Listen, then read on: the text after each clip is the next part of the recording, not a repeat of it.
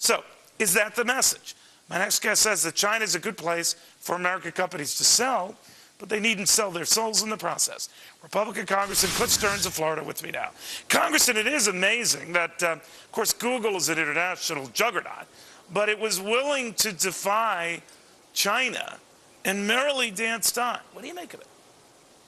Well, I think it's good. It's a accommodation for China. China is a communist country. It doesn't believe in human rights. It doesn't believe in free speech or free press.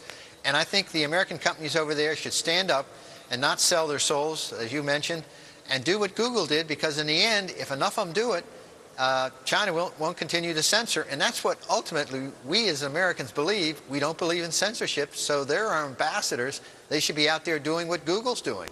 All right, but nevertheless, I know that as President Hu Jintao of China was making the rounds in your fine capital today and elsewhere, everyone is very nervous about offending the guy. And while some Republicans, skip out on a big din-din last night, John Boehner among them, and others, by and large, we tiptoe very gingerly. Do you think that's a bad thing? Well, they got so much of our debt, that's what's intimidating. Then if they wouldn't buy our debt, then we might be in a very strong bankruptcy position. So that's the intimidation process. I think we should just make sure that we are separate from China and that our trade is free trade, but it also makes sure China plays fair. You know, it's interesting, Neil, that in Tunisia, the President Ben Ali was toppled because of the internet.